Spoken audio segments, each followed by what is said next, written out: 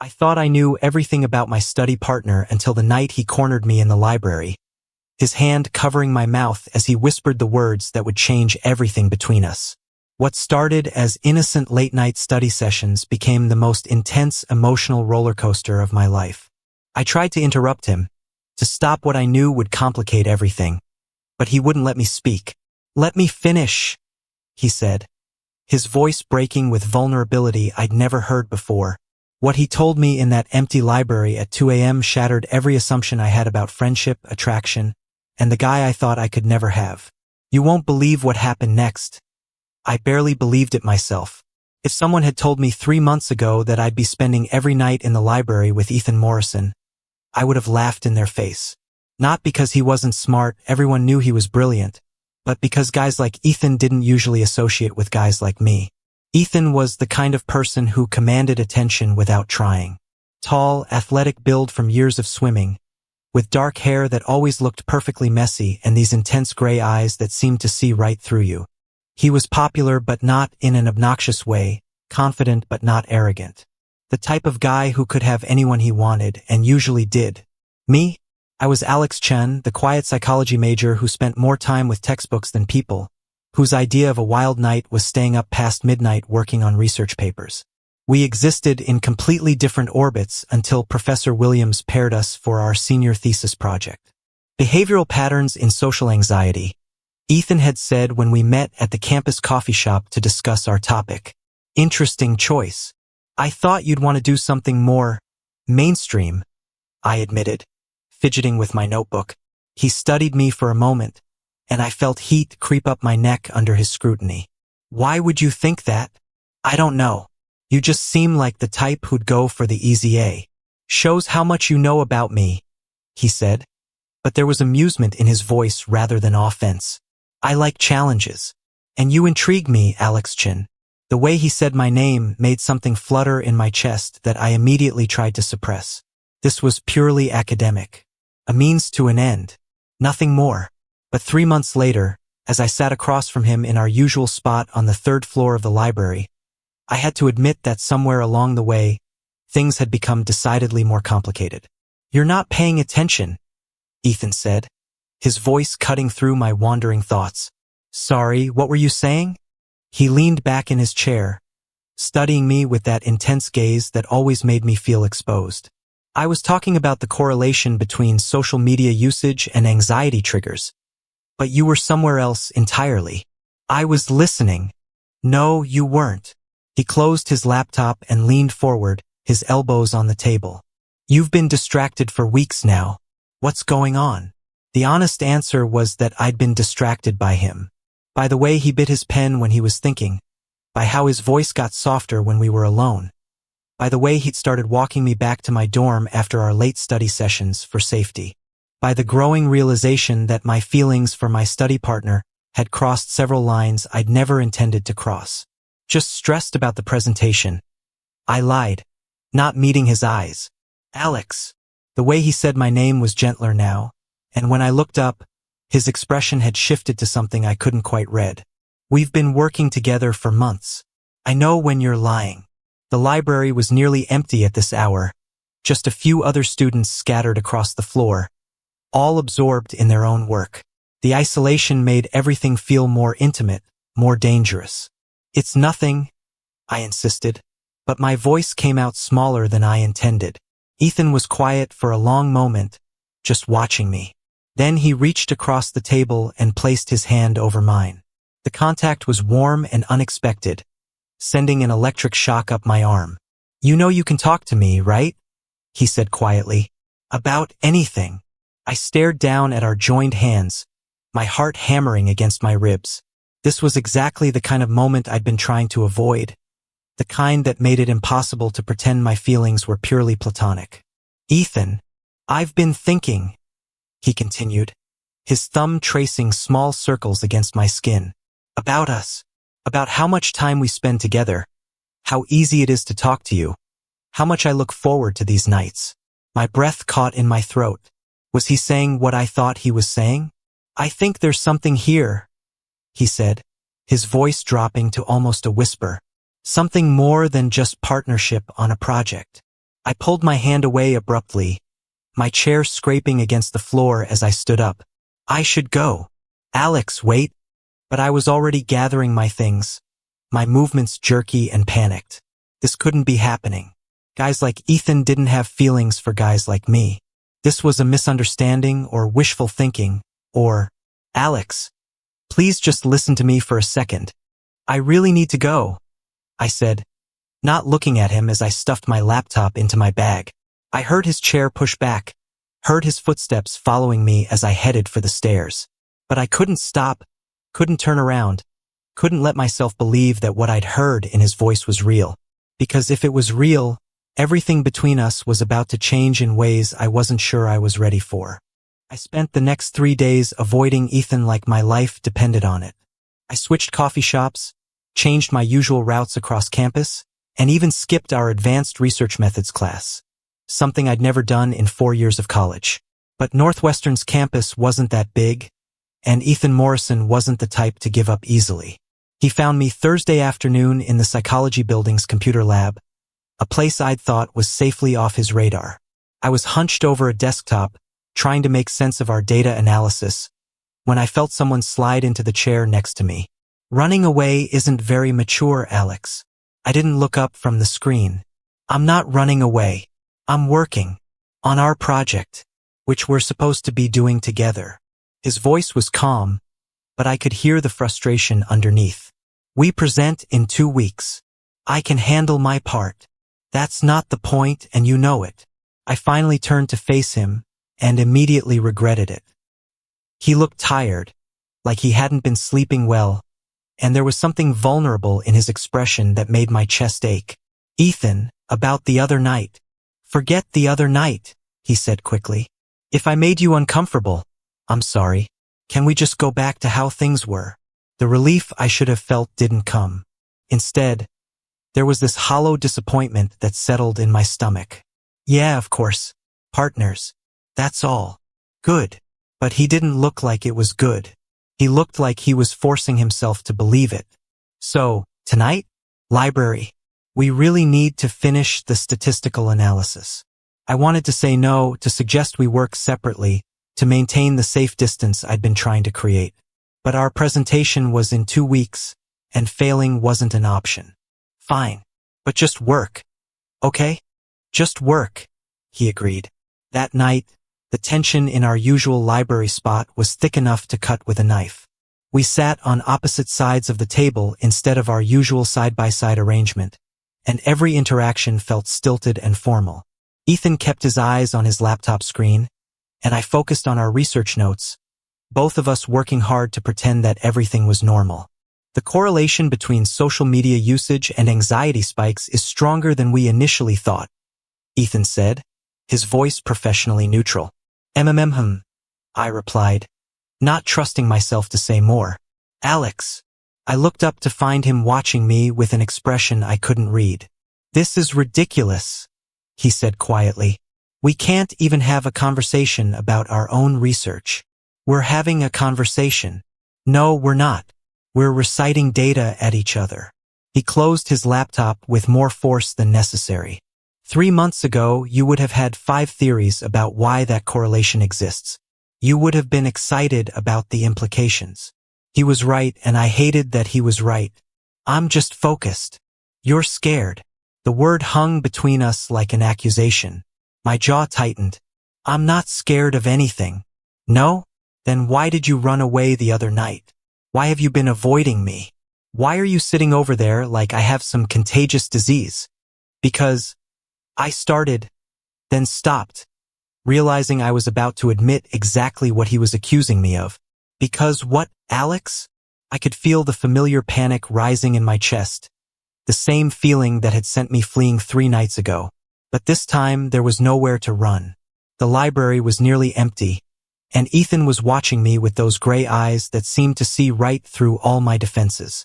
Because I can't do this, I finally admitted, my voice barely above a whisper. Can't do what? This. Whatever you think is happening between us. The words tumbled out in a rush. You're Ethan Morrison. You could have anyone you want. And you're what? I'm nobody. I'm the guy who spends Friday nights reorganizing his research notes for fun. I don't go to parties or have a dozen friends or know how to be the person someone like you would actually want. Ethan stared at me for a long moment, his expression shifting through surprise, understanding, and something that looked almost like anger. Is that really what you think? He asked finally. It's what I know. Then you don't know anything about me at all. He stood up abruptly, his chair scraping against the floor. For a second, I thought he was going to leave, to walk away and prove everything I just said about the distance between us. Instead, he walked around the table and sat down in the chair next to me. Alex, he said, his voice softer now. Look at me. Reluctantly, I turned to face him. We were close enough that I could see the flecks of blue in his gray eyes, could smell the faint scent of his cologne. You want to know why I spend every night in this library with you? Why I look forward to our study sessions more than anything else in my week? I couldn't speak, could barely breathe. Because you're the first person I've met who makes me want to be better, smarter, more thoughtful. His hand moved to rest on my knee, and I felt that familiar electric shock. You challenge me in ways I didn't know I needed. And when you smile, really smile, not that polite thing you do for professors, it's like the whole room gets brighter. The sincerity in his voice was overwhelming. I wanted to believe him, wanted to let myself fall into the possibility he was offering. But doubt was a powerful thing. Ethan, I'm not finished, he said, his grip on my knee tightening slightly. And this time, you're going to let me say everything I need to say. But before he could continue, my phone buzzed loudly on the table, the sound echoing in the quiet library. The caller ID showed Mom, and my stomach dropped. She never called this late unless something was wrong. I have to take this, I said, reaching for the phone. Ethan's hand caught my wrist, gentle but firm. Alex, please. Not again. But I was already answering, and the panic in my mother's voice when she said, Alex, honey, I need you to come home. Your father's in the hospital, made everything else disappear. The next 24 hours passed in a blur of hospital waiting rooms, coffee that tasted like cardboard, and conversations with doctors who spoke in careful, measured tones. My father's heart attack had been mild, they assured us, but at 58, it was a wake-up call that none of us had been prepared for. I'd driven home to Chicago immediately after my mom's call, leaving Ethan in the library with nothing but a hurried family emergency as explanation. I should have been focused on my dad, on supporting my mom, on processing the reality that my invincible father was actually mortal. Instead, I kept thinking about the look in Ethan's eyes when I'd walked away from him for the second time. You're distracted, my mom observed as we sat in the cardiac unit waiting room Sunday afternoon. Dad was sleeping, finally stable, and the crisis had shifted from immediate panic to long-term management. Just tired, I said. But she gave me that look that meant she could see right through me. Is it school? Your presentation? Something like that. She was quiet for a moment, watching the nurses move efficiently through their routines. You know, when your father was your age, he almost missed his chance with me because he was too scared to take a risk. I looked at her in surprise. In 30 years of marriage, I'd never heard this story. We were friends first, she continued. Study partners, actually. Just like you and that boy you're always talking about, Ethan. Heat crept up my neck. I don't talk about him that much. Honey, you mention him in every phone call. Ethan thinks this. Ethan said that. Ethan and I discovered something interesting.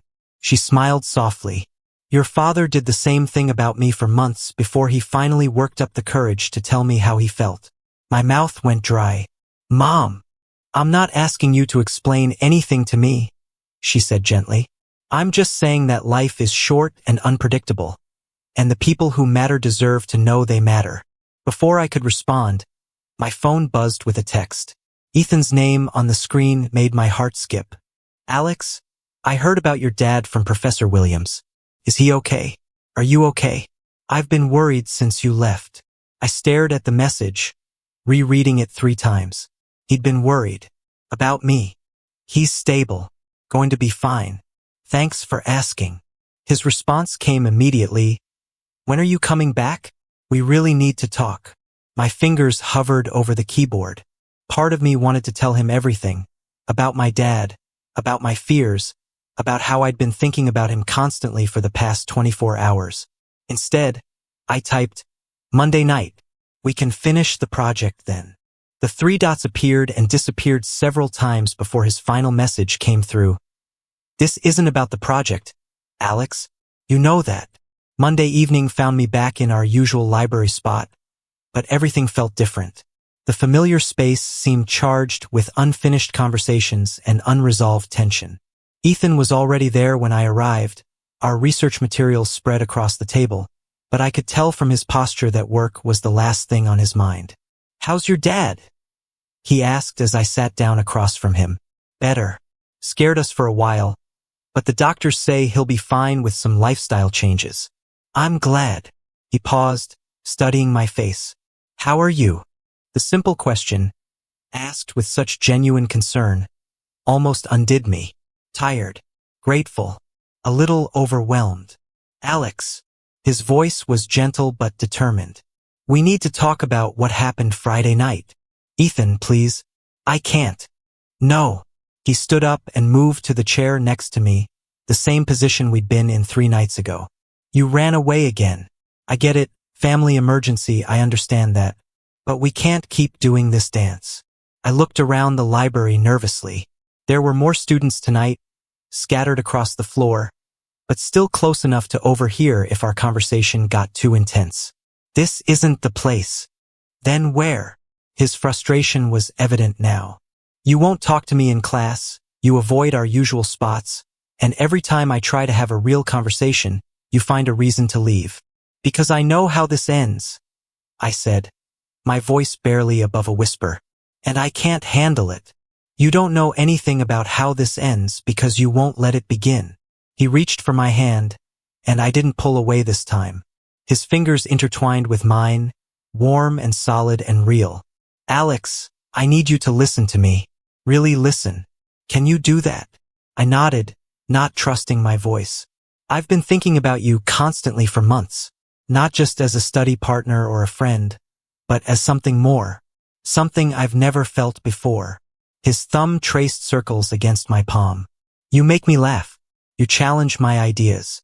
You're brilliant and kind and beautiful, and Ethan, stop, I interrupted, panic rising in my chest again. You don't understand. I'm not. I've never. Alex. His other hand came up to cup my face, gentle but firm. I need you to let me finish. I opened my mouth to protest again, to tell him all the reasons why this was impossible, why we were too different, why he was making a mistake.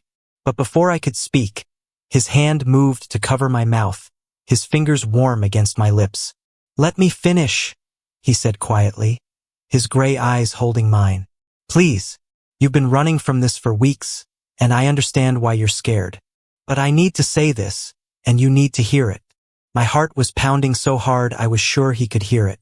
Around us, the library continued its quiet hum of activity, but it felt like we were in our own bubble, our own world where nothing existed except this moment and the vulnerability in his voice.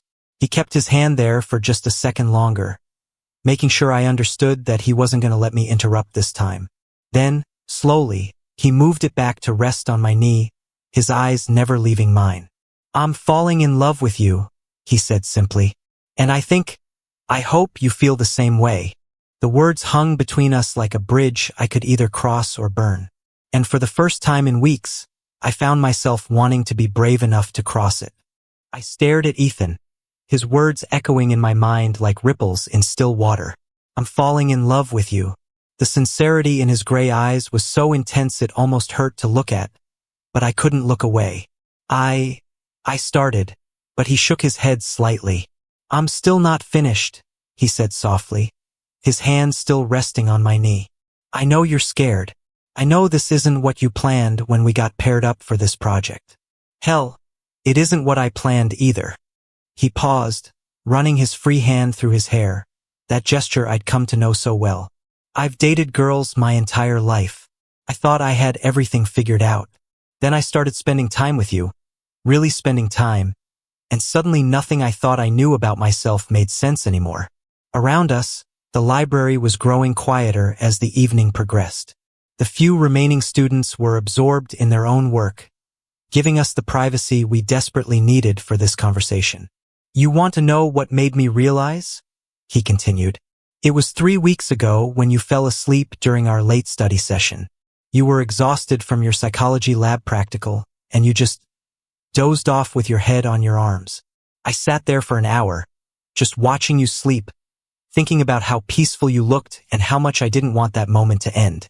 The memory hit me like a physical force. I remembered waking up to find him still there, his jacket draped over my shoulders, a fresh cup of coffee waiting for me. I'd been touched by his thoughtfulness but hadn't understood the depth of what it meant. That's when I knew this wasn't just friendship for me," he said. "When I realized I would sit in an uncomfortable library chair for hours just to make sure you got the rest you needed." My throat felt tight. "Ethan, I've been trying to find the courage to tell you for weeks. Every study session, every walk back to your dorm, every text conversation. But you're so good at deflecting, at changing the subject whenever things get too personal." He was right, and we both knew it. I'd perfected the art of emotional evasion over the years, always keeping people at a safe distance where they couldn't hurt me.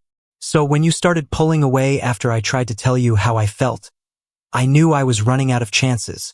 His grip on my knee tightened slightly. "I can't keep pretending that working on this project together isn't an excuse to spend time with you. I can't keep acting like my heart doesn't race every time you smile at me. This is crazy," I whispered, but there was no conviction in my voice. "Is it? Or is it the first thing that's made sense in months?" Before I could answer, his phone buzzed loudly on the table. He glanced at it, and his expression shifted to something between annoyance and concern. "It's my swimming coach," he said. "I have to take this. It might be about scholarships for graduate school." "Go ahead," I said, grateful for the interruption. I needed time to process everything he'd just told me. He stepped away to take the call, and I watched him through the tall library windows as he paced back and forth outside, his free hand gesturing as he talked. Even from a distance, I could tell the conversation wasn't going well. When he came back inside 10 minutes later, his face was pale. "What happened?" I asked. "My coach wants me to transfer to Stanford for my master's degree. Full scholarship, training with Olympic hopefuls." He slumped into his chair, looking deflated. "It's everything I've worked toward my entire swimming career." "Ethan, that's amazing. I stopped when I saw his expression. "Isn't it? It would mean leaving at the end of this semester. Missing graduation here, starting fresh somewhere new." He looked at me with an intensity that made my breath catch. "It would mean leaving you." The weight of that statement settled between us. He was being offered his dream, and he was hesitating because of me. Because of feelings I hadn't even acknowledged out loud yet. "You have to take it," I said automatically. "You can't pass up an opportunity like that." "Can't I?" "Ethan, this is your future we're talking about. Your career. You can't make decisions like this based on whatever this is between us." "Whatever this is?" His voice carried a hint of hurt. "Alex, I just told you I'm falling in love with you. This isn't some casual thing for me." The library suddenly felt too small, too quiet. A few students at nearby tables were starting to glance our way, drawn by the intensity of our lowered but urgent conversation. "We should talk about this somewhere else," I said, gathering my things. "No." His hand covered mine, stopping me. "I'm tired of talking about this somewhere else. I'm tired of you running away every time things get real." "I'm not running away." "Yes, you are. And I get it, I really do. This is scary and complicated and definitely not what either of us expected. But I need to know if there's a chance. I need to know if you feel even a fraction of what I feel for you." The vulnerability in his voice broke something open in my chest. Here was this incredible person, this man who could have anyone he wanted, laying his heart bare for me. And I was sitting here, paralyzed by fear and self-doubt. "I don't know how to do this," I admitted quietly. "Do what?" "Any of it. I don't know how to be with someone like you. I don't know how to be the person you think you want." "Alex." He shifted closer, his hand moving to cup my face again. You already are that person. You've been that person since the day we met. The tenderness in his touch, the certainty in his voice. It was overwhelming. I wanted to believe him so badly it hurt. But what if? This time, when he covered my mouth with his hand, it wasn't to stop me from running away. It was to stop me from talking myself out of the best thing that had ever happened to me. What if you let yourself be happy? He finished for me. What if you let yourself have this? When he lowered his hand, I found myself leaning into his space, drawn by something stronger than fear or logic. I've never felt this way about anyone, I whispered. It terrifies me. Good, he said, a small smile playing at the corners of his mouth. It should. The best things usually do. And then, before I could overthink it or find another reason to hesitate, I closed the remaining distance between us and kissed him.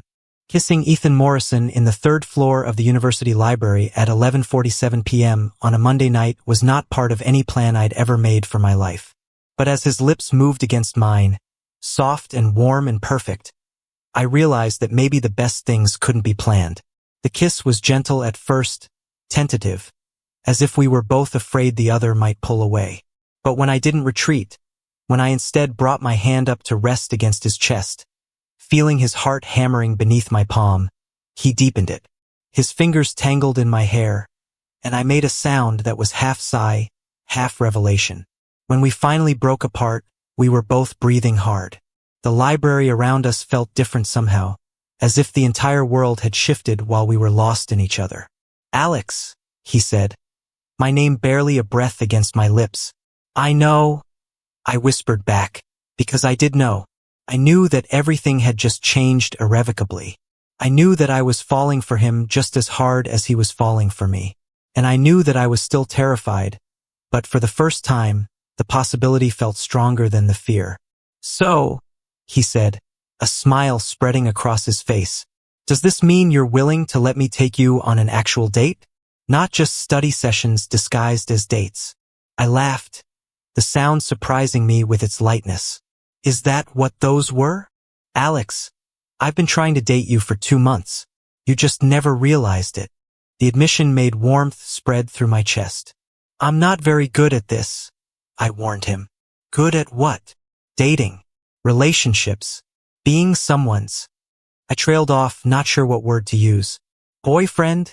He supplied gently. The word sent a thrill through me that I tried not to show. Yeah, that. Well, lucky for you, I'm an excellent teacher. He was teasing, but there was something serious underneath it. A promise that he would be patient with me, that he would help me navigate this new territory. What about Stanford? I asked, the reality of his opportunity crashing back into our bubble of happiness. His expression grew more serious. I don't know. The deadline to accept is next week.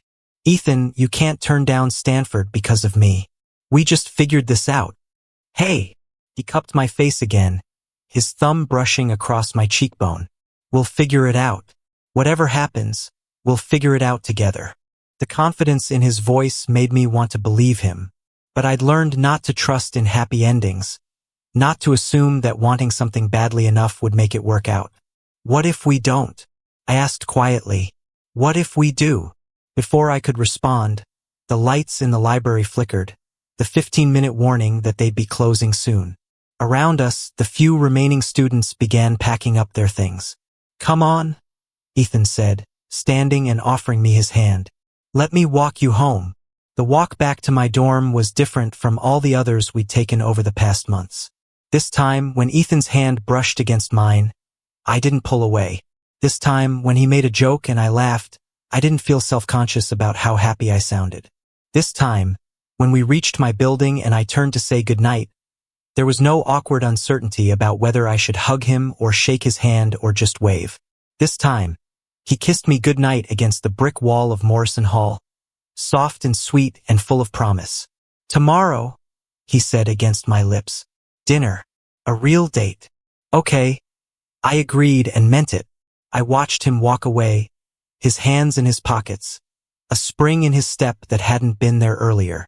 When he turned back to wave at me before disappearing around the corner, I found myself grinning like an idiot. Back in my room, I lay in bed staring at the ceiling, replaying every moment of the evening. The way he'd looked at me when he said he was falling in love. The way his hand had felt covering my mouth, not to silence me, but to give me the space to hear what he needed to say. The way his lips had felt against mine. My phone buzzed with a text. "Thank you for letting me finish." I stared at the message for a long time before typing back, "Thank you for not letting me run away." His response came immediately. "Never again. No more running, Alex. For either of us. Promise. Promise. Sweet dreams." I fell asleep with my phone still in my hand and a smile on my face, finally allowing myself to believe that maybe, just maybe, I was allowed to have this. That maybe I was worthy of someone like Ethan Morrison looking at me like I was something precious. But the next morning, I woke up to 17 missed calls from my mom and a voicemail that started with, "Alex, honey, we need you to come home again. Your father's taken a turn for the worse." As I threw clothes into a bag with shaking hands, I couldn't help but think that I should have known better than to trust in happiness. I should have known that the moment I let myself believe in something good, life would find a way to take it away. What started as a simple study partnership became the most transformative experience of my life. Not just because I fell in love, but because I learned that love requires us to be brave in ways we never expected. Ethan taught me that sometimes the scariest thing isn't loving someone. It's believing you're worthy of being loved in return. My father recovered fully, and that second hospital visit turned out to be a false alarm, his body adjusting to new medications. But the fear of losing him, combined with the fear of losing Ethan to Stanford, forced me to confront a truth I'd been avoiding. We can't protect ourselves from loss by refusing to love. We can only protect ourselves from regret by choosing love when it's offered. Ethan did turn down Stanford. Not because I asked him to, but because he realized that some opportunities come once in a lifetime and I was his. We graduated together, presented our research on social anxiety to thunderous applause, and started planning a future that neither of us had imagined 6 months earlier. The hand that covered my mouth that night in the library did more than silence my protests. It gave me permission to stop talking myself out of happiness. It taught me that sometimes love means knowing when to speak and when to listen, when to hold on and when to let go, when to protect yourself and when to risk everything. Here's what I want you to think about. How many times have you talked yourself out of something beautiful because you were afraid it wouldn't last? How many opportunities for connection have you let slip away because you decided you weren't worthy before anyone else had the chance to decide for themselves? Love, romantic, platonic, or otherwise, isn't about finding someone who fits into your existing life perfectly. It's about finding someone who makes you want to build a better life, someone who sees potential in you that you can't see in yourself. Ethan covering my mouth wasn't about control. It was about creating space for truth. Sometimes we need someone to help us stop the endless loop of self-doubt and fear long enough to hear what our hearts are actually saying. What would change in your life if you stopped letting fear speak louder than love? What would you say if you knew someone would really listen? What would you do if you trusted that you deserve the happiness you're afraid to reach for? Your story is still being written, and the person meant to hear your truth is waiting for you to be brave enough to share it. Don't let them walk away because you were too scared to let them finish, or too scared to let yourself begin.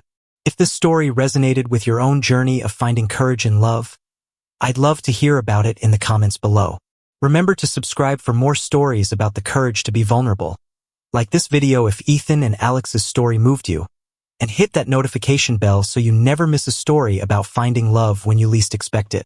Your support helps me continue sharing stories about the beautiful, messy, terrifying, wonderful experience of being human. Until next time, remember, the right person will wait for you to find your voice, and they'll help you find the courage to use it.